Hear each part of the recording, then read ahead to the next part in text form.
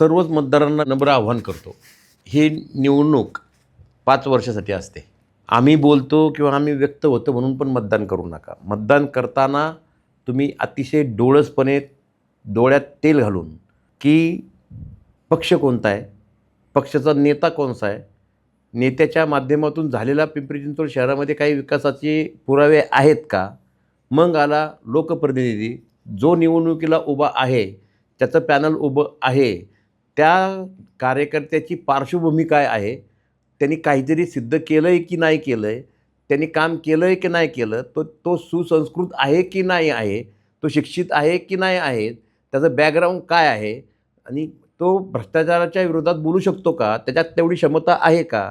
आणि या सर्व गोष्टीचं तो अंकुश ठेवू शकतो का प्रशासनावर, या सर्व गोष्टीचं तुम्ही मूल्यमापन करा, डोळसपणे अभ्यास करा आणि मगच मतदान करा. आणि त्यामध्ये जर आम्ही ठरलो की आम्ही नाही आहे, त्या सर्व परीक्षेत आम्ही तुमच्या माध्यमातून पास, तरच आम्हाला मतदान करा, अशाच प्रकारच्या आपल्याला भावना व्यक्त करतो.